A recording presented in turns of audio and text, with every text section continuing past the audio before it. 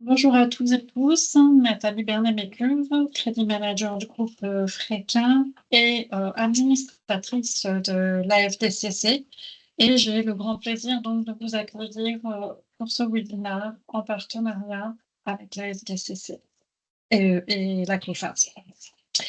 Donc, avant qu'on rentre dans le sujet de notre webinaire, je vous fais une petite précision technique. Donc, pendant toute la durée des interventions, les micros et les caméras des participants vont être coupés pour le confort sonore et visuel de tous. Ils pourront être réactivés pendant le temps de questions-réponses. Et en attendant, pendant toutes les interventions, bien sûr, vous pourrez réagir via le chat. Nous nous chargerons en fin d'intervention, pendant la période de questions-réponses, de reprendre vos réactions, vos questions, si vous ne souhaitez pas, bien sûr, le faire de vive voix. Je ferme cette parenthèse technique et donc aujourd'hui, nous sommes entrés dans le dernier trimestre de l'année et donc la COFAS va nous donner ses pistes pour éviter la course au cash sur la fin de l'année. Donc je laisse la place à Rachid. Merci Nathalie. Bonjour à tous. De nouveau, bienvenue à notre webinaire COFAS, donc ayant pour intitulé Comment éviter la course au cash en cette fin d'année. Moi, je suis Rachid Aouladat, je suis Business Manager Debt Collection au sein de la direction COFAS et nous sommes ravis de vous accueillir à notre webinaire.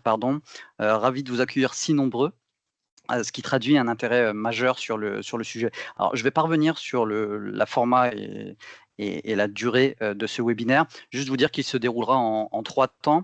Une première partie où nous vous présenterons un point économique et les tendances du contentieux. Une deuxième partie consacrée avec l'intervention de notre experte qui sera consacrée à quelques conseils opérationnels pour accélérer votre entrée de cash. Et enfin, une troisième partie avec le témoignage d'un de nos clients afin de partager son expérience sur le sujet. Alors, pour animer ce webinaire, je suis accompagné de 3 intervenants aujourd'hui. J'ai le plaisir d'accueillir Johan Jarre, qui est notre responsable du recouvrement au sein de la direction de l'indemnisation et du recouvrement. Bonjour à toi, Johan. Bonjour tout le monde. Est-ce que tu nous Bonjour entends? Rachid. Oui, je vous entends. Nickel. Rémi Jala, qui est directeur financier au sein de la société Fusalp. Bonjour à vous, Rémi. Est-ce que vous nous entendez? Bonjour. Oui, bonjour à Parfait. tous. Et enfin, Bruno Fernandez, économiste, responsable de recherche macroéconomique au sein de COFAS. Bonjour à toi, Bruno. Est-ce que Bonjour tu nous Rachid. entends? Très bien, parfaitement. Alors parfait, donc sans plus tarder, on va rentrer dans le vif du sujet et je vais laisser la parole à mon cher Bruno afin que tu puisses présenter ce point économique et les tendances du contentieux. Bonjour à tous, merci beaucoup Rachid. Effectivement, on va voir au cours du prochain quart d'heure les perspectives économiques pour la fin d'année et puis peut-être surtout ce qui vous intéresse encore davantage, 2025 pour les entreprises françaises. Et on va commencer par les bonnes nouvelles, plutôt, je pense. Alors, vous allez voir, je ne vais pas vous annoncer que des bonnes nouvelles globalement. Je pense que vous ne serez pas vraiment surpris d'apprendre qu'il reste d'importants challenges pour cette fin d'année et l'année prochaine. Mais d'abord, les bonnes nouvelles. Donc, les bonnes nouvelles, c'est que les prix des matières premières, globalement, sont assez modérés. Alors même que d'ailleurs, c'est vrai, il y a des tensions géopolitiques d'ailleurs qui ne cessent d'escalader, notamment au Moyen et au Proche-Orient. Mais malgré tout, voilà, ce qu'on voit pour l'instant, la bonne nouvelle, c'est surtout du côté du pétrole, c'est plutôt des cours qui sont orientés à la baisse. Et encore une fois, malgré les tensions dans l'une des principales régions productrices du monde. Pourquoi ? L'un des premiers facteurs, c'est celui qui tire un peu, on va dire, toutes les matières premières plutôt à la baisse, c'est le manque de demande mondiale. Globalement, on a une demande mondiale qui est assez lente. Pourquoi ? Parce que les États-Unis ralentissent, la Chine ralentit, et l'Europe, après avoir bien ralenti pendant 2 ans, voire stagné, en fait, a du mal à repartir aussi. Surtout lorsqu'on regarde la construction et l'industrie. Donc, globalement, évidemment, c'est ça qui demande le plus d'énergie. Donc, au final, ce qu'on a, c'est une faible demande mondiale ou une demande mondiale qui ralentit. Et puis, de l'autre côté, on a une production qui, elle, est supérieure à ce qu'on attendait, notamment aux États-Unis, avec beaucoup de pétrole de schiste, mais aussi, par exemple, au Canada ou au Guyana. Donc, on a globalement une production dynamique et puis une demande qui l'est moins. Donc c'est ça qui au final entraîne une baisse des cours. Et les cours normalement devraient rester autour de 70-75 dollars du baril en 2025. Donc des cours encore une fois là quand même assez élevés si on compare à la décennie précédente, mais évidemment bien en dessous de ce qu'on a connu dernièrement, sauf si évidemment on avait une guerre on va dire, totale entre l'Iran et Israël, et si l'Iran venait à bloquer le détroit d'Ormuz, où passe environ 20 à 25% du commerce mondial de pétrole. Mais sinon, globalement, c'est plutôt orienté à la baisse. D'ailleurs, on le voit aussi du côté des métaux industriels, même si ce qu'on a parfois, c'est certains rebonds, une certaine volatilité liée notamment aux métaux de la transition énergétique, comme le cuivre, ce qui dépend justement de la demande notamment pour les batteries ou les véhicules électriques. Mais ensuite, on a aussi parfois des comportements stratégiques de la Chine qui refait ses stocks, etc. Mais bon, je ne rentre pas forcément dans les détails, mais globalement, les prix sont plutôt orientés à la baisse et surtout sont nettement inférieurs à ce qu'on a connu au cours des dernières années. Et donc, c'est ça qui a notamment permis la désinflation, donc la baisse de l'inflation en zone euro, aux États-Unis aussi globalement, et ce qui permet notamment aussi maintenant d'être plutôt optimiste par rapport à ce qu'on voit là, c'est-à-dire au fait qu'on arrive autour de 2% et que normalement, à partir de maintenant, il y a moins de risques. Alors, il faut bien dire que les banques centrales vont faire ça de façon progressive, mais normalement, il y a moins de risques que l'inflation reparte. Aux États-Unis, donc on l'a dit, pour les deux, il y a la question de l'énergie qui diminue. Mais ensuite, aux États-Unis, on a un facteur qui est le ralentissement du marché du travail. On voit très bien que typiquement, là-bas, on a de moins en moins de création d'emplois, donc on a un atterrissage en douceur pour l'instant aux États-Unis. Et en zone euro, on va le voir, il y a notamment une question des marges. Les marges d'entreprise sont en train de diminuer. Pourquoi? Parce que les entreprises n'arrivent plus à faire passer les hausses de coûts en hausse de prix. Dans un premier temps, 2022-2023, beaucoup d'entre elles, même si ça dépend évidemment des secteurs et des profils d'entreprise, avaient réussi à faire passer les hausses de coûts en hausse de prix. Maintenant, on voit que ce n'est plus le cas et que le taux de marge d'entreprise en Europe et notamment en France est en train de diminuer de façon très importante. Et c'est ça qui va permettre maintenant la désinflation, donc aux banques centrales de diminuer les taux d'intérêt. On partirait en zone euro avec une baisse de 0,25 tous les 2-3 mois et aux États-Unis peut-être encore plus dynamique pour arriver en fin d'année 2025 autour de 3% en zone euro, autour de 2% en zone euro et 3% aux États-Unis. Mais encore une fois, si la désinflation est une bonne nouvelle globalement pour l'économie, en zone euro, elle se fait au détriment des marges des entreprises. Donc, vous l'aurez compris, ça fragilise aussi les entreprises. Et pourquoi celles-ci n'arrivent pas forcément à faire passer les hausses de coûts en hausse de prix? C'est parce que la demande est évidemment pas très dynamique. Donc, mais malgré tout, ce qu'il faut dire, c'est que donc, on a cette bonne nouvelle de la baisse des taux. Donc, ça va entraîner normalement une baisse des taux moyens des nouveaux prêts aux sociétés non financières. Donc, les SNF, c'est les sociétés non financières. Mais en fait, ce qu'il faut aussi avoir en tête, c'est que globalement, avant que cet impact justement positif se transmette vraiment aux entreprises, ça va prendre du temps. Pourquoi? Parce qu'en France, mais aussi en Allemagne, comme vous pouvez le voir, globalement, la plupart des crédits aux entreprises sont à taux fixe. On est à 80% du montant total. Donc en fait, ça prend énormément de temps parce que c'est au moment où on se refinance qu'on va effectivement faire face aux nouveaux taux. Or, la maturité médiane, c'est-à-dire 50% des crédits aux entreprises sont à moins de 4 ans, 50% des crédits sont à plus de 4 ans. Donc, si on prend, on va dire, cette médiane de 4 ans, ça veut dire que les entreprises qui vont se refinancer aujourd'hui ou en 2025, leur crédit, normalement, datait de 2020 ou 2021. Donc, elles vont encore se financer quand même à des taux nettement supérieurs à ce qu'elles avaient connu avant. Donc, en fait, on va voir le taux d'intérêt moyen des encours qui va augmenter encore un petit peu et stagner et va prendre du temps avant de vraiment diminuer et avant qu'on ait un vrai boost sur l'activité et sur le financement du fait que les taux d'intérêt sont en train de diminuer. Donc c'est pour ça que ça va prendre du temps et que c'est plutôt fin 2025 qu'on va commencer à avoir probablement les premiers impacts positifs, notamment sur les défaillances d'entreprises. Mais on reviendra dessus après. En termes d'activité, c'est ce que je vous ai dit. Globalement, on a ici, on va dire, un facteur qui pèse sur l'activité, qui est l'industrie. Alors, on reviendra dessus après, mais la construction, on le savait.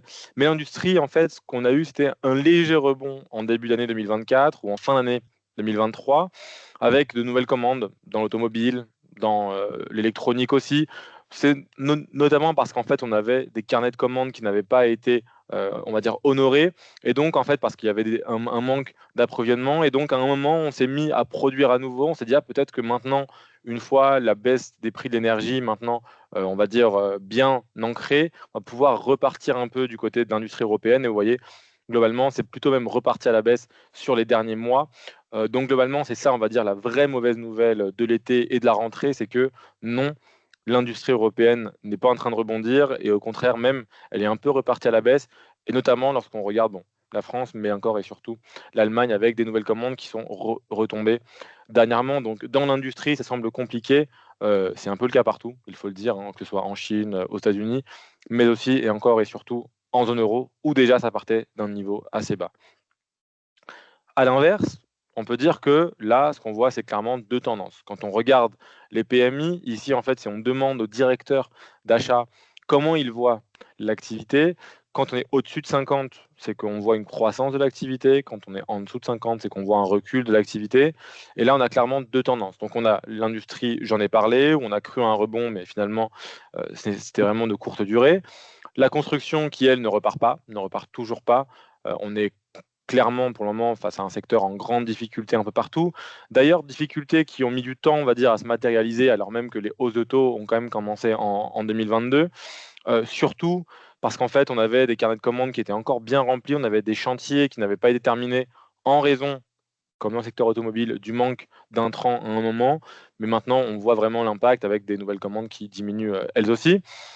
Et à l'inverse, on a les services qui, eux, justement, ont maintenu globalement l'activité en Europe, un peu partout, qui a permis à l'Union européenne, ou à la zone euro, de tenir à peu près avec une croissance autour de 0,5-1% dans la plupart des pays.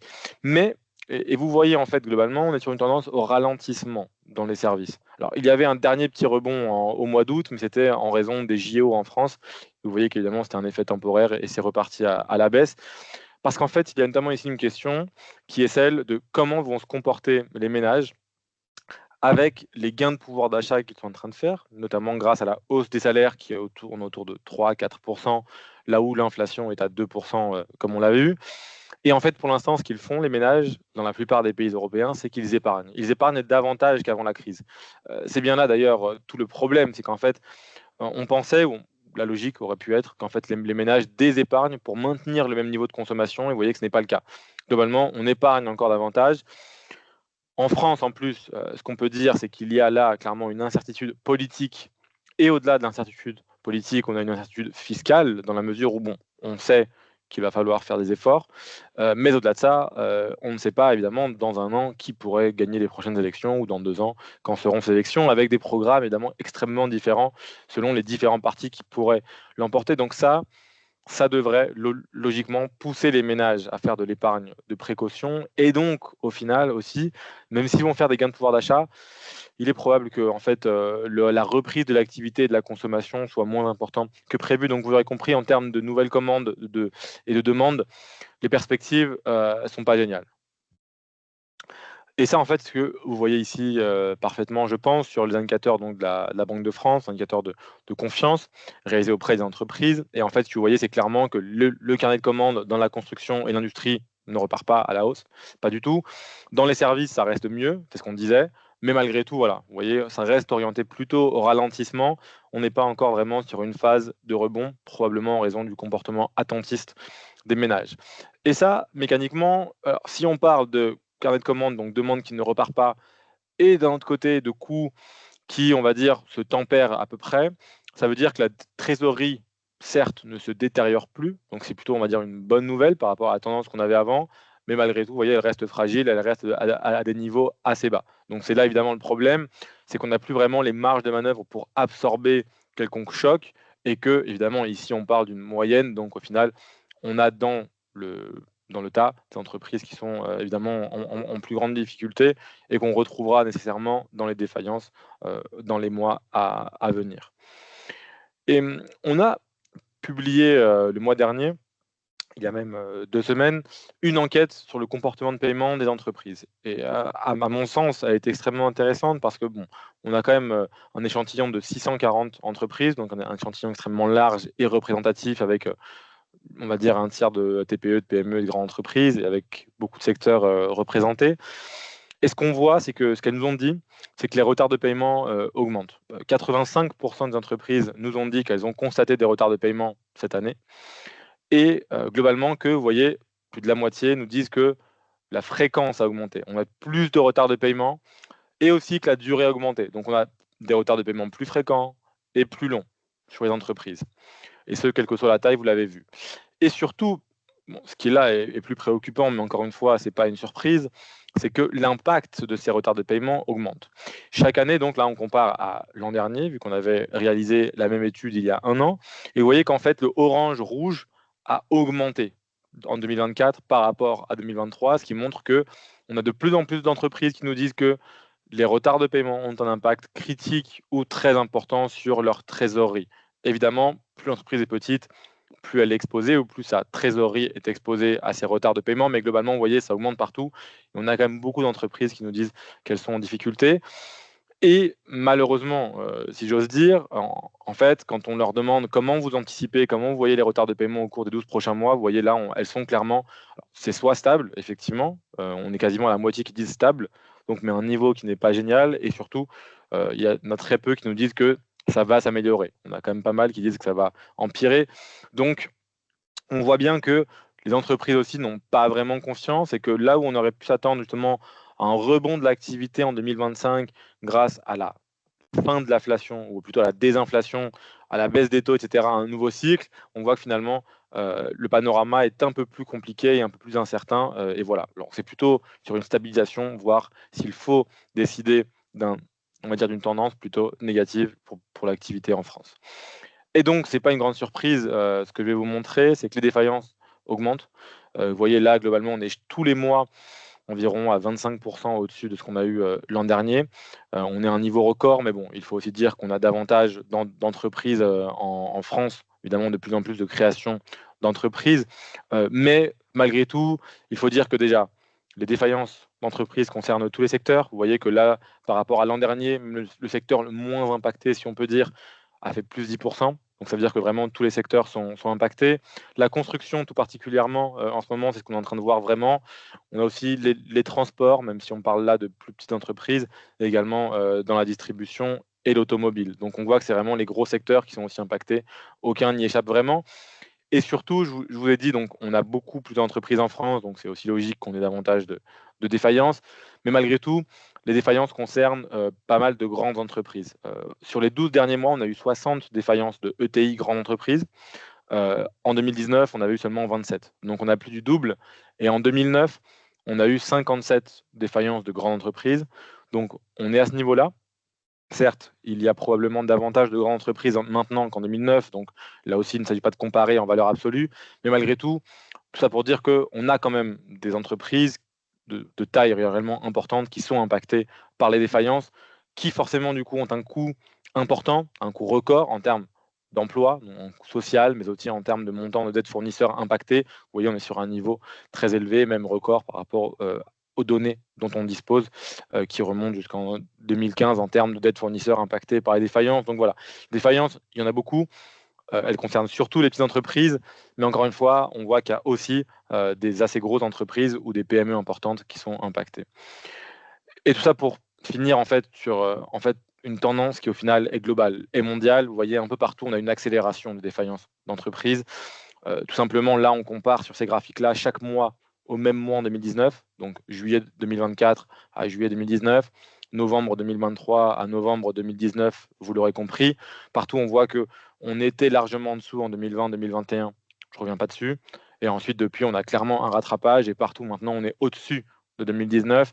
Et maintenant, ce à quoi on peut s'attendre, c'est globalement une stabilisation des défaillances d'entreprises en France, mais à un niveau assez élevé, probablement voilà, au même niveau là, jusqu'en 2025, puis peut-être un début de baisse en deuxième partie d'année 2025, une fois que les baisses de taux d'intérêt vont vraiment produire leur effet. Mais encore une fois, les prochains mois, les prochains trimestres s'annoncent probablement, encore une fois, plein de challenges pour les entreprises en France, mais aussi globalement, vous le voyez, en Europe, soit au Royaume-Uni, aux Pays-Bas, en Allemagne ou même dans le reste du monde. Eh ben, merci beaucoup Bruno pour ce point complet, global. Alors là, on va passer sur un une vision plutôt, là on avait une vision plutôt macro, globale, on va passer sur une partie un peu plus opérationnelle, car bon, dans le contexte, et a fortiori en cette période de fin d'année où beaucoup d'entreprises clôturent au 31-12, il est indispensable d'anticiper et anticiper pour éviter cette course au cash de fin d'année. Alors là, je vais passer la parole à Johan. Johan, déjà, merci d'intervenir en ta qualité d'experte pour nous donner quelques conseils afin d'avoir un recouvrement efficace. Et la question que j'ai envie de te poser, c'est quels sont, selon toi, les facteurs clés de succès d'une bonne stratégie de recouvrement? Merci Rachid. Alors, Bruno a bien posé le contexte économique et du coup, ça marque vraiment l'importance du recouvrement. Je souhaite juste revenir à un chiffre qu'il a présenté. Donc, 85% des entreprises font face à des impayés. Et ces impayés pèsent donc sur la faillite aussi de ces entreprises. Donc, le recouvrement a vraiment toute son importance et déjà à chaque niveau, quelle que soit son entreprise, quelle que soit la taille de l'entreprise, on peut déjà adopter certaines techniques de recouvrement qui sont peu coûteuses.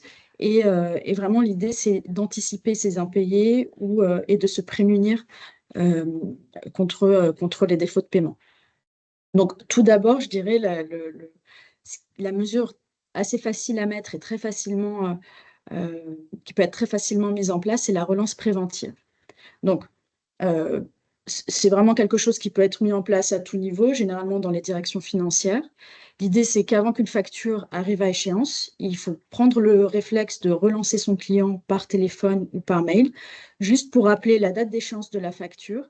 Et c'est aussi un contact qui va permettre de créer un lien avec l'acheteur, s'il n'est pas déjà existant, et aussi d'anticiper tout oubli de sa part, parce que ça peut arriver. Et les relances préventives sont assez importantes par rapport à deux situations. Déjà, ça peut nous donner en amont quelques indices sur la situation financière de l'acheteur. Donc, s'il demande un étalement de paiement de ses factures, on a déjà des indices sur ses difficultés financières et du coup, on peut commencer à être un peu plus proactif dans le recouvrement et dans le suivi du paiement de la facture. Et ça peut aussi permettre d'identifier, il y a beaucoup de cas comme ça, des litiges.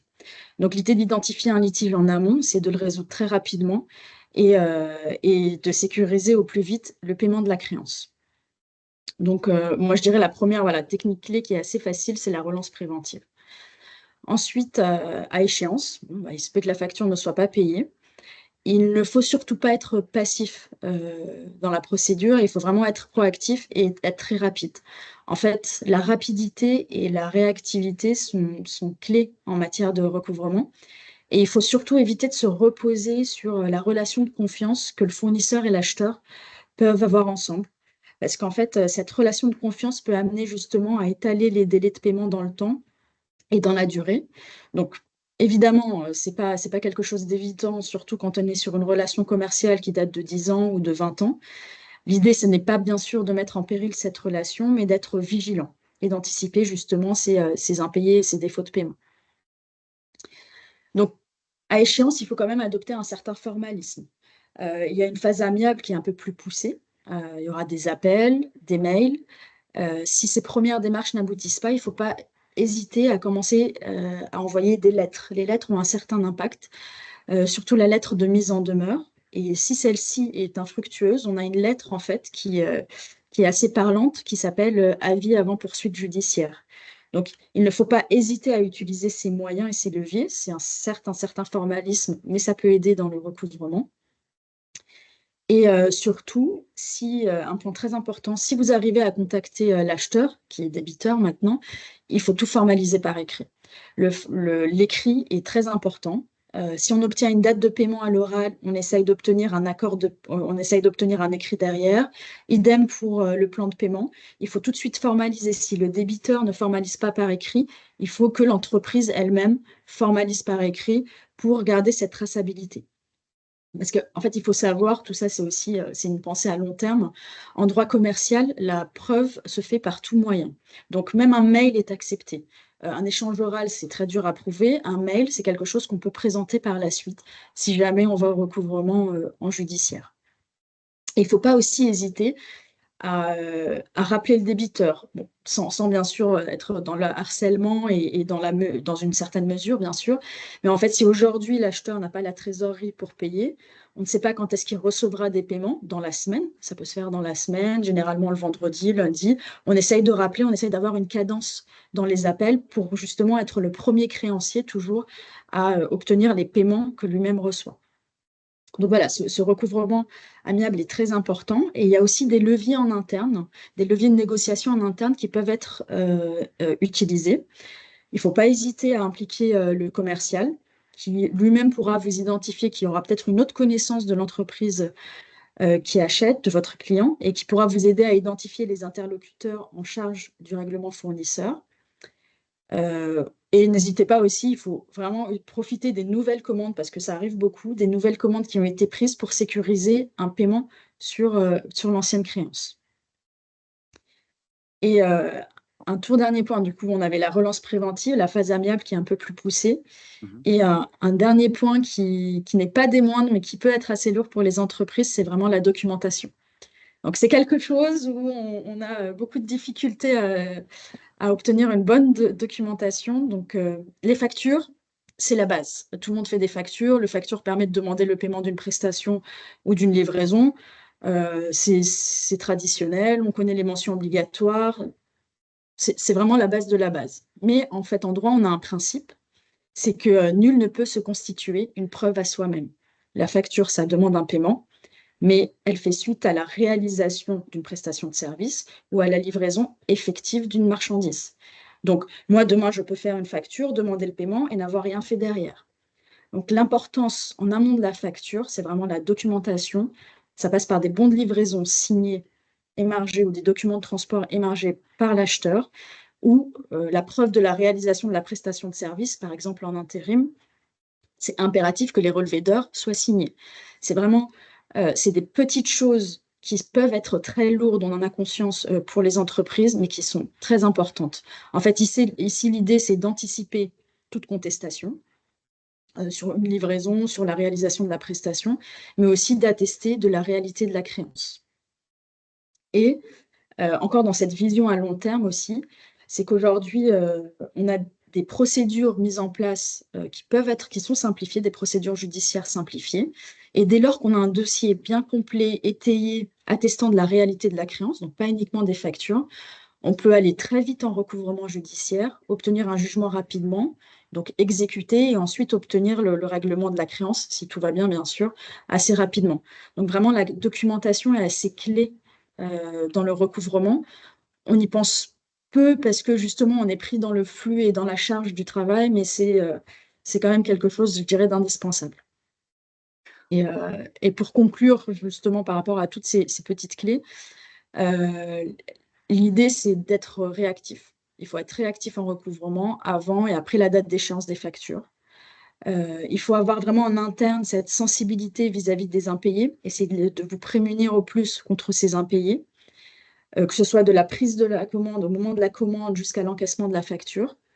Et en interne, il ne faut pas hésiter justement à diffuser cette culture autour du cash flow. C'est très important. Merci. Donc voilà pour les techniques clés. Merci beaucoup, Joanne. Alors, je rebondis sur cette notion de culture cash, pardon, diffusion de la culture au sein de l'entreprise. Et peut-être pour avoir ce côté entreprise, nous sommes accompagnés, comme je le disais en introduction, de Rémi Jala, aujourd'hui, qui est DAF de la société Fusalp. Alors, rebonjour Rémi. Et alors Rémi, peut-être pour ceux qui ne connaissent pas Fusalp, peut-être une présentation succincte de la société. Oui, alors Fusalp, on est une société de vêtements de ski à l'origine, qui a été créée il y a à peu près plus de 50 ans, 60 ans. Et donc, on distribue des vêtements de ski, soit via nos boutiques ou soit via 3 typologies de clients, ce qu'on va appeler des clients multimarques. Donc, c'est des petits magasins de sport ou d'habillement que vous avez ou à la montagne ou en ville, via des départements de stores, donc qui sont plutôt des grands magasins, style les Galeries Lafayette, le Printemps, etc. Ou on a aussi une autre catégorie de clients qui sont des e-commerçants. Donc, ça va être des sites de commerce comme Net-à-Porter, MyTeresa, etc. Voilà. Donc, ça représente la distribution en ce qu'on appelle en wholesale, donc en B2B, représente plus de 25% à peu près 25% de notre chiffre d'affaires. Et dans le monde entier. Et notre société a une croissance assez importante, puisque en 4 ans, on a multiplié par 3 notre chiffre d'affaires. D'accord. Merci. Et par rapport à ce qui a été énoncé par Johan sur les éléments d'une bonne stratégie de recouvrement et du credit management peut-être de manière plus globale, est-ce que vous pouvez nous partager votre expérience, peut-être aussi avec un focus sur le contexte, les enjeux, ce que vous avez mis en place, ce qui marche, ce qui ne marche pas? Ça fait beaucoup de questions, mais Oui, c'est pour avoir un panorama global. Alors en fait, moi je suis un manager de transition, donc je suis un DAF de transition, donc je suis arrivé chez Fusal puis il y a un peu moins d'un an, suite à des mouvements dans la direction financière. Et quand je suis arrivé, en fait, du fait de cette croissance, hein, comme on faisait une croissance aussi importante, bon, c'est vrai qu'il y avait eu du turnover dans la direction financière, et en fait j'ai constaté que il y avait, donc c'était en fin d'année dernière, il y avait 20-30 clients qui nous devaient de l'argent, mais depuis parfois 4, 5 ans, 6 ans. On n'avait plus l'historique, on ne savait pas si ça a été relancé, pas relancé. Et donc, la première chose qu'on a faite, c'était une sorte d'opération coup de poing sur ces clients, parfois dans des endroits un peu comme la Russie, par exemple. Donc maintenant, ça devient un peu compliqué. Mais voilà, il y avait des Français, il y avait il y avait des Européens et ce que j'appellerais de l'international, donc du grand export. Donc on a fait cette opération coup de poing. Alors on a choisi la COFAS, en effet, d'une part parce qu'il y avait cet environnement international qu'a la COFAS. Et puis, une autre des raisons de ce choix, c'est vrai que pour cette opération, en fait, on a un coût fixe, mais qui est très léger. On parle de quelques dizaines d'euros. Et ensuite, la COFAS se rémunère au pourcentage de la créance récupérée. Donc, finalement, on n'avait pas grand-chose à perdre sur cette opération de coup de poing. Et donc, on a commencé sur ces entre 20 et 30 clients pour aller chercher nos créances. Et certaines ont été recouvrées. Alors, malheureusement pour Johan, on retrouvait des preuves les factures, on les avait, ça oui, mais les preuves de livraison ou de choses comme ça de 4-5 ans, c'est difficile d'aller voir des transporteurs, mais on a quand même réussi sur certains clients à retrouver.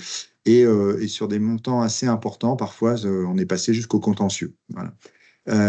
Et puis ensuite, nous, on a mis en place en interne chez Fusal, donc un peu ce dont parlait Johan, donc du recouvrement classique, c'est-à-dire première relance un peu automatique au bout de 10 jours, après un appel, on utilise nos commerciaux, etc. Et on est passé sur certains clients aussi, avec la COFAS, sur ce que j'appellerais plus une phase de pré-contentieux, c'est-à-dire que pour nous, on a eu le sentiment que il n'y a pas ils n'attendent pas un avoir, il n'y a pas un litige sur un produit, etc.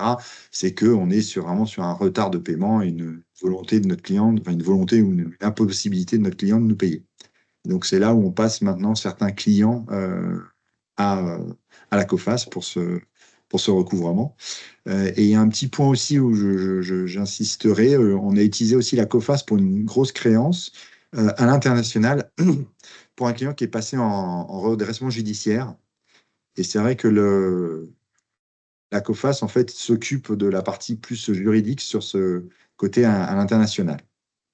Donc, on est dans du recouvrement, mais là, dans une partie plus juridique, un peu plus complexe avec l'administrateur à l'étranger. D'accord. Et du coup, sur lorsque vous êtes arrivé, parce que vous êtes manager de transition, vous êtes arrivé chez Fusal, donc nous avons travaillé en partenariat ensemble. Est-ce que dans la diffusion de la culture cash au sein de l'entreprise, ça a permis de changer des choses au sein de la société et d'impliquer, on va dire, différentes parties qui n'étaient pas forcément impliquées dès le départ pour accélérer cette entrée de cash? Alors, on a mis en place alors, je ne vais pas dire qu'avant, il n'y avait pas de culture de recouvrement, mais du fait de notre saisonnalité, c'est vrai qu'on travaille essentiellement on a un gros chiffre d'affaires sur l'hiver. Les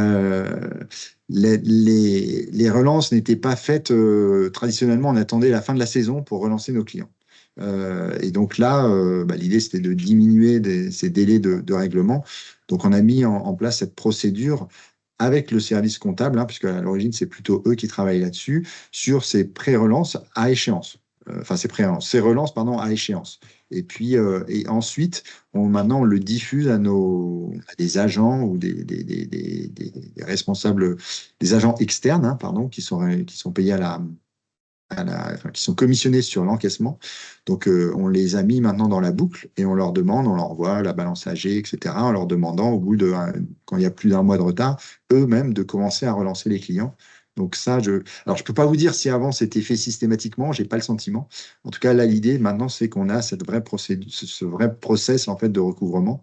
D'abord en compta sur plutôt des courriers, des mails un peu automatiques, et ensuite avec un appel téléphonique fait par plutôt les gens du commercial. Et si je ne me trompe pas, au-delà de l'aspect recouvrement, chez Fusalp aussi, la politique, on va dire, s'est élargie au niveau du credit management, c'est-à-dire qu'il n'y a pas que le recouvrement, mais effectivement, ça a pu impacter la politique de credit management de manière globale.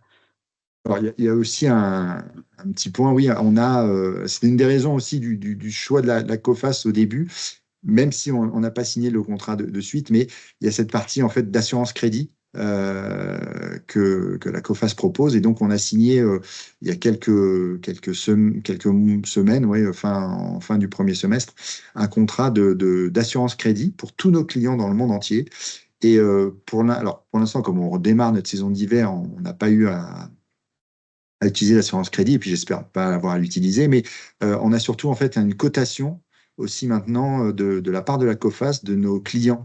Et donc la culture qu'on est en train d'insuffler, qui est compliquée auprès des commerciaux, mais c'est maintenant systématiquement, pour un nouveau client, on va faire une cotation auprès de la COFAS qui nous dit est-ce qu'il est risqué, est-ce qu'il n'est pas risqué, est-ce qu'il est garanti, est-ce qu'il n'est pas garanti. Et en fonction de cette cotation, maintenant, on accepte ou on refuse de travailler avec lui. Ou si on travaille avec lui, on va lui demander de prépayer soit une partie de sa commande, soit la totalité de sa commande avant la livraison. Donc ça, c'est une vraie politique. On pousse maintenant jusqu'au bout pour anticiper, pour pas avoir de moindre recouvrement possible à faire, mais on a mis un vrai process de credit management, de la prise de commande, enfin de l'entrée d'un nouveau client à la prise de commande, puis à la partie facturation et recouvrement. Effectivement, ça vous a permis de mettre en place une politique préventive, du préventif et du curatif pour ce sujet du cash. Merci beaucoup, Rémi, pour votre partage d'expérience. Moi, j'aurais quand même une dernière question pour Johan, parce que j'ai noté un mot qui était... j'en ai tout plusieurs, mais j'avais une question sur un mot en particulier. C'était l'enjeu de la rapidité. Je comprends que la rapidité est vraiment important. Donc, du coup, comment être rapide et efficace en recouvrement? Est-ce que tu peux nous partager quelques éléments sur ce sujet? Donc, déjà, comme je le disais, la clé de la rapidité, c'est tout d'abord, ça passe par un process interne. Donc, vous repérez avant et après échéance qu'il y a peut-être un risque. Vous commencez votre process. L'idée, c'est vraiment de limiter aussi dans le temps, de votre côté, le recouvrement amiable. Il faut pas, c'est pas parce qu'il y a une bonne relation commerciale, qu'il y a une certaine confiance. On attend 6 mois, on attend 8 mois avant d'obtenir les premiers paiements pour ne pas justement vexer son client ou mettre en péril un peu la relation commerciale. Et en fait, c'est là où, dès que vous constatez que la phase amiable, comme l'a dit Rémi, en fait, si le débiteur il n'y a pas de litige, mais il ne promet pas de paiement, mais voilà, il n'y a pas non plus de plan de paiement qui est formalisé, il ne faut pas hésiter ici à utiliser un partenaire, en fait, à être accompagné du bon partenaire. Et vraiment, c'est aujourd'hui ce qu'on propose. Donc, COFAS, nous, à la base, on est assureur crédit. Et dans l'assurance crédit, le pilier de l'assurance crédit, un des piliers, ça reste le recouvrement. Et donc, on a créé une vraie expertise autour de ce recouvrement. L'expérience COFAS, donc, qui a plusieurs années, nous a permis justement de peaufiner toutes nos techniques de recouvrement, que ce soit en France ou à l'international. Donc, Il y a un bénéfice justement d'avoir un partenaire, c'est aussi d'être rapide, d'avoir un recouvrement un peu plus efficace, puisque nous, au sein de COFAS, on a quand même, que ce soit en France ou dans les entités locales, on a des collaborateurs qui sont formés à la relance amiable, aux procédures judiciaires. On a des équipes dédiées à la négociation aussi, des négociateurs terrain. On a un vrai réseau qui s'est développé autour de ce recouvrement donc, amiable et judiciaire. Et en fait, l'intervention aussi d'un tiers, on va dire, donc pas le fournisseur et le client, mais l'intervention d'un tiers qui a un rôle d'arbitre, qui est connu sur le marché, ça augmente aussi l'efficacité du recouvrement amiable, tout en permettant de préserver la relation commerciale. Donc, c'est vraiment... COFAS a plusieurs atouts au niveau du recouvrement. Un de ses grands atouts aussi, c'est la proximité avec le débiteur. On a un réseau, que ce soit en France ou à l'international, qui est assez unique. On couvre plus de 200 pays en direct, de manière directe ou indirecte. Donc, plus on est proche du débiteur, plus on peut réagir rapidement et plus on connaît aussi les techniques de recouvrement en local. Donc, le recouvrement au Brésil, en Espagne, en France, ne se fera pas du tout de la même manière. On a des spécificités. On a certes un tronc commun, c'est certain. Les phases amiables se ressemblent un peu, mais avec des spécificités en fonction des pays. Mais c'est important vraiment d'échanger avec le débiteur aussi dans la langue locale. Nous, en France, ça va être très difficile d'échanger avec un débiteur au Brésil ou même aux États-Unis. C'est une autre culture, c'est très différent. Et donc, le réseau COFAS est très important dans la réactivité et le recouvrement et le recouvrement auprès des débiteurs à l'international. Et le réseau aussi qu'on a créé est très important parce que on aura dans des pays, on favorisera des négociateurs terrain. On ira directement sur le terrain, on passera pas par plusieurs appels, plusieurs courriers ou plusieurs mails, comme ça peut marcher dans d'autres pays. Donc voilà, le réseau et l'adaptation aussi au contexte culturel, économique, financier est très important. Et il y a aussi, je dirais, la collaboration qui est importante entre notre client et nous, et COFAS. Ça aussi, ça aide beaucoup la communication, la transparence. On demande, le client des fois peut nous aider sur certains sujets, donc justement, il nous communique des informations sur la situation du débiteur. C'est très important et nous, ça nous permet aussi d'être réactifs et de le diffuser à l'agence de recouvrement qui est concernée. Ce que je retiens aussi en complément à travers toutes ces interventions, enfin, en tous les cas, plus particulièrement celle de Rémi et de Joanne, c'est aussi que il y a une part psychologique finalement dans le non-paiement d'une facture et l'important, c'est quand même aussi d'être prioritaire et de rester prioritaire dans la tête du débiteur. Je prends l'exemple, généralement un débiteur, lorsqu'il est en retard de paiement chez ses fournisseurs, il est en retard chez tous les fournisseurs et tout l'enjeu, il est là. C'est comment je redeviens prioritaire dans la tête du débiteur pour accélérer l'entrée de cash et pour qu'il règle ma facture en priorité par rapport à d'autres. Bon, en tous les cas, merci beaucoup à tous les intervenants. On arrive au terme de cette présentation. On essaie de tenir le timing pour les questions s'il y en a, mais je voudrais juste conclure succinctement. Donc, vous aurez bien compris à travers l'ensemble des interventions que nous sommes dans un contexte de plus en plus incertain et compliqué, et il est important d'anticiper. C'était un des autres mots du coup que j'avais noté, d'anticiper. Et pour anticiper, il faut mettre en place des bonnes pratiques. Ça, il faut le rappeler. Une politique de recouvrement aussi qui implique toutes les parties de l'entreprise, la finance et le commerce ensemble pour ne prendre qu'elle afin d'être efficace sur ce sujet. Et aussi dans le cadre d'une escalade ou d'une politique de recouvrement bien ficelée, ne pas hésiter à faire appel à des partenaires qui seront capables, comme le disait Joanne, d'accélérer cette entrée de cash. Voilà, il est 11h46, je vais peut-être redonner la parole à Nathalie. Merci Rachid, merci à nos intervenants pour votre efficacité, parce qu'effectivement le timing est extrêmement bien tenu, je confirme, et pour la richesse de vos éclairages. Alors je rappelle aux participants que vous pouvez désormais actionner vos micros si vous voulez réagir directement. N'hésitez pas à lever la main. Et en attendant que quelqu'un lève la main pour poser une question ou réagir, j'ai une question, moi, en fait. Je prends ma casquette de crédit manager. Donc, ça fait 20 ans que j'ai de l'expérience en crédit management dans de multiples secteurs d'activité. Et actuellement, donc, dans le secteur de la location de véhicules, sachant qu'on n'est pas un loueur financier, c'est pas une société de crédit bail, mais vraiment de la location pure. Il m'est arrivé, en fait, alors je vous confirme déjà, ça c'est un scoop pour personne, que les difficultés financières des clients, on ressent vraiment qu'elles augmentent, qu'elles s'accroissent fortement. Il m'est arrivé assez souvent d'avoir en phase amiable affaire à un mandataire ad hoc. Donc ça, c'est pas un exercice nouveau pour moi. Par contre, depuis cet été, ce que je constate, et c'est vraiment nouveau, c'est une multiplication de procédures amiables via un mandataire, mais de standstill, c'est-à-dire qu'on nous demande tout concrètement d'accepter de geler 80% de nos loyers et de rattraper ces loyers dans le temps de façon très éloignée. Et en fait, dans ce tour de table, j'ai l'impression que cette pratique, mais je peux me tromper, j'attends votre éclairage, Joanne, là-dessus, j'ai l'impression que cette pratique qui était destinée aux banques, aux établissements financiers et aux bailleurs initialement, est aujourd'hui utilisée par les mandataires vis-à-vis de tous les fournisseurs.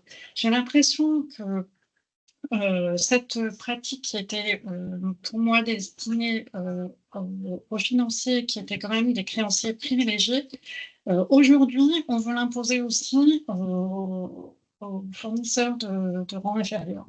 Est-ce que c'est une chose que vous constatez? Et si oui, quels conseils vous pourriez nous donner à nous, crédit managers, qui sommes confrontés à ce type de mandat? Alors, c'est vrai qu'on l'a énormément constaté ces derniers temps, et même dans les procédures collectives. Donc, on a le mandat ad hoc, on a aussi après la conciliation, et ensuite on est sur les phases procédures collectives où là, la négociation est quand même, la marge de négociation est plus faible. Donc, au niveau des mandats ad hoc et conciliation, on nous l'a imposé. On a vu des dossiers où effectivement aussi c'était imposé. On a ressenti une sorte de chantage où on nous disait bah, si vous acceptez pas, là, l'entreprise va aller en liquidation judiciaire. En fait, ici, la position, elle est très difficile, et c'est là où il faut vraiment analyser son risque. Donc, dans le sens où est-ce que vous pouvez vous permettre d'attendre un certain nombre d'années justement pour recouvrer votre créance, ou est-ce que vous prenez le risque de refuser d'aller plus loin dans la procédure, quitte à ce que la société tombe en liquidation judiciaire ou en redressement judiciaire, sachant que en redressement judiciaire, dans tous les cas, le plan traditionnel qui est signé, c'est aussi un étalement sur 10 ans. Donc, en fait, je pense que des fois, il ne faut pas hésiter à être ferme et à dire que nous-mêmes, vous, en tant que créancier, vous ne pouvez pas vous permettre ce point, et analyser aussi la situation financière du débiteur. Alors nous, ce qu'on fait quand on prend ce genre de position, on vérifie quand même tout d'abord la situation financière, comme on a certaines informations sur la solvabilité de l'entreprise. On vérifie est-ce qu'effectivement elle peut tenir 5 ans, si le plan d'étalement est sur 5 ans, 4 ans. Est-ce qu'il vaut mieux qu'on demande directement le redressement, et à ce moment-là, on prévoit un plan sur 10 ans. Donc, en fait, c'est une analyse de solvabilité du débiteur, et voilà, et de votre aussi, et de votre risque. Après, c'est vrai que le choix est assez... Vous avez peu le choix en réalité, et généralement, nous en tout cas d'expérience, généralement ce qu'on fait, c'est qu'on accepte. Et si on n'accepte pas, on demande directement le redressement de l'entreprise pour justement mettre à plat tout ça, et puis voire demander, parce que lors d'un redressement, vous pouvez demander un abandon de créance et un paiement immédiat d'une certaine partie de la créance. Donc on préfère être payé immédiatement d'une grosse somme, parce qu'on se dit que l'entreprise ne va pas durer 10 ans, et tant pis pour la créance. Et à ce moment-là, on évite un étalement de la créance. Donc, c'est vraiment une balance, un équilibre, un calcul à faire de votre côté. Bien, merci. Est-ce que quelqu'un souhaite intervenir pour poser une question directement ou réagir? Je n'ai pas de main levée pour le moment. Je vais enchaîner sur une autre question, peut-être plus sur, pour revenir sur la partie économie et sur les impacts des différents éléments du contexte actuel géopolitique, notamment les élections américaines. Est-ce que pour vous, elles auront un impact, et si oui, lequel, sur l'économie mondiale générale et plus particulièrement sur l'économie européenne voire française? Oui, c'est-à-dire, effectivement, surtout si alors, en fait, les 2 candidats, globalement, bon, eux, leur objectif, c'est de redonner du pouvoir d'achat aux ménages, américains. Donc globalement, la bonne nouvelle, d'un côté, ce serait plutôt que, voilà, on va avoir des États-Unis qui pourraient même repartir ou en tout cas, effectivement, on va avoir une demande américaine qui va, augmenter. Après, ce qui est vrai aussi, c'est que, au-delà de ça, se pose la question évidemment des relations commerciales avec les États-Unis et on sait que notamment, Donald Trump, voilà, bon, lui, évidemment, il faudra voir ce qu'il va vraiment faire. Mais bon, on va dire qu'il y a, maintenant, 4 ans et 8 ans lorsqu'il a été élu, il l'a effectivement quand même enfin, on pensait qu'il serait pas capable ou que plutôt il exagérait lorsqu'il évoquait ces menaces de droits de douane, notamment sur les métaux finalement, européens et d'autres produits. Bon, finalement, il l'a fait. Donc là, ce qu'il a annoncé, c'est plutôt, 10 de droits de douane sur tous les pays, entre 10 et 20.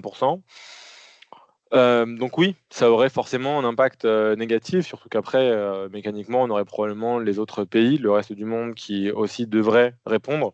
Donc on entrerait en fait aussi potentiellement dans, des guerres commerciales ou encore plus importantes, où en fait, au final, ça dépendra aussi des pays, quelle sera leur relation avec les États-Unis, avec Donald Trump. Mais bon, on sait bien que, l'Union européenne n'aura pas forcément les meilleures, relations du monde, comme encore une fois lorsqu'il était au pouvoir. Donc on va dire que si c'est, Kamala Harris, on continuerait plutôt sur cette tendance-là, avec toujours un soutien de l'économie américaine, donc bon, plutôt, positif, mais malgré tout, surtout un focus sur la Chine, et continuer, ça par contre, ça va être le cas, continuer de se méfier de la Chine et d'augmenter les droits de douane par rapport, à la Chine et à certains produits chinois. Mais ensuite, si c'est Donald Trump, là, pour le coup, on aurait probablement des tensions commerciales avec le reste du monde et notamment l'Europe et notamment, la France de façon importante avec ensuite, voilà, des réponses et on sait qu'ensuite ça peut monter, assez haut donc probablement des impacts assez négatifs, en tout cas pour les exportateurs, européens et français, si jamais c'est le cas. Merci. Et plus proche de nous, donc l'Allemagne, les difficultés de l'industrie allemande dont on entend tous parler, est-ce qu'elles sont après, selon vous, à durer ou est-ce que c'est vraiment temporaire? Bah, à mon sens, enfin, c'est quand même la grande question qu'on se pose tous, donc bon, difficile de vraiment y répondre. Mais c'est vrai que maintenant, même du côté allemand, là, ce qu'on voit, c'est que notamment, leurs instituts, statistiques et d'économie ont dit: «Ça y est, qu'en fait, l'Allemagne fait face à des défis de long terme», qu'en fait, là, maintenant, effectivement, on se pose la question de la compétitivité de l'Allemagne avec une énergie qui est nettement plus chère, maintenant. On sait que bon, on a réussi à compenser, en fait, le gaz russe, notamment grâce au gaz américain. Sauf qu'évidemment, le gaz américain, bah, il coûte plus cher qu'aux États-Unis. Donc ça veut dire qu'on part clairement sur, un problème de compétitivité en termes de coûts énergétiques par rapport à l'Asie, par rapport aux États-Unis et par rapport, au Moyen-Orient. Donc de ce côté-là, je pense qu'il y a un vrai problème, pour l'Allemagne et au-delà de ça, se pose évidemment la question, bon après de la compétitivité même coût, parce que sur ça, on voit que les coûts en Allemagne ont quand même beaucoup augmenté, même en termes salariaux.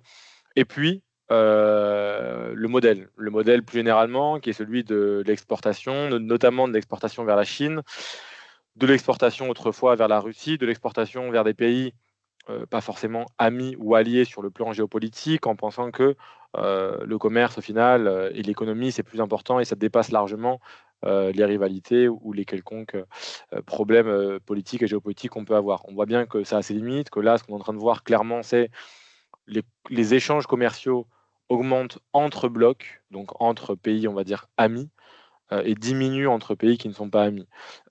Et on voit bien que les relations évidemment entre l'Union européenne et la Chine sont en train de se dégrader parce que la Chine notamment inondent le marché européen, entre autres de véhicules électriques, mais comme en général de beaucoup d'autres produits, même dans d'autres pays. On a vu des mesures prises par le Brésil ou l'Inde, qui sont pourtant des pays plutôt alliés.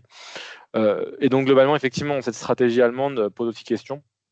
Et donc ils font effectivement face, là, pour le coup, à des défis qui sont importants et qui, on va dire, nous laissent penser que ces problèmes ne sont pas passagers. Après, l'Allemagne a quand même les moyens en termes de dette, une dette très faible, d'investir énormément, de subventionner s'il le faut. Donc ils ont les moyens, mais en même temps, ils ont une peur bleue de la dette et on sait que pour l'instant, ils ne peuvent pas, par loi, augmenter leur dette. Donc voilà. Et pour l'instant, il n'y a clairement pas de consensus pour retirer cette loi-là ou cette limite à la dette. Donc voilà, on va dire qu'il y a des défis qui sont importants, qui vont probablement durer sur le long terme, et il y a quelques solutions, mais pour l'instant, ils ne sont pas vraiment en train de se pencher dessus, donc probablement compliqué encore au cours des prochaines années. Merci Bruno. Alors, je vois qu'il y a une question qui est posée dans Oui. le chat. Est-ce que vous faites du recouvrement dans les pays africains?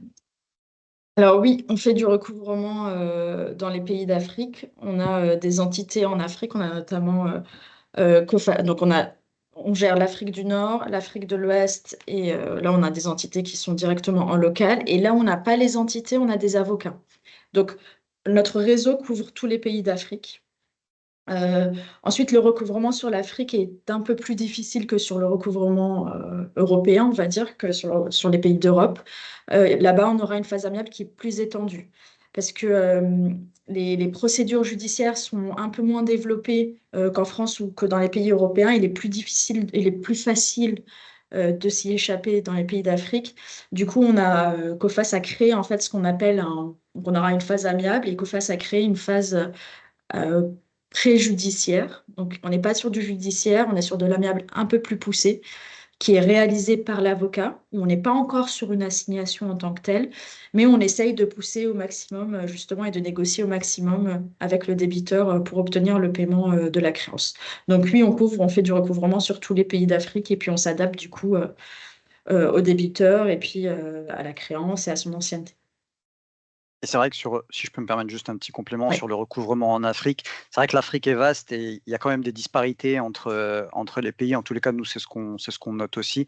On a quand même des disparités importantes entre l'Afrique du Nord, Afrique du Nord, où on a des très bons taux de recouvrement comme l'Afrique du Sud, et d'autres pays où, comme le disait Johan, c'est un peu plus long et un peu plus compliqué pour aller recouvrer des créances. Bien, je vous propose qu'on en reste là. Il n'y a pas eu beaucoup de questions posées et ma conclusion, c'est que vous avez eu un contenu tellement riche et tellement précis qu'en fait, vous avez répondu à toutes les questions qui pouvaient se poser. Donc, merci encore à tous les quatre. Merci à nos participants également. Je vous rappelle que vous pourrez retrouver l'enregistrement de ce webinaire sur le site de la FDCC pour ceux qui sont adhérents à la FDCC. Et je vous souhaite un excellent appétit, un excellent après-midi. Merci beaucoup. Bonne journée à tous. Merci. Merci beaucoup. Merci, Au bonne revoir. journée. Au revoir.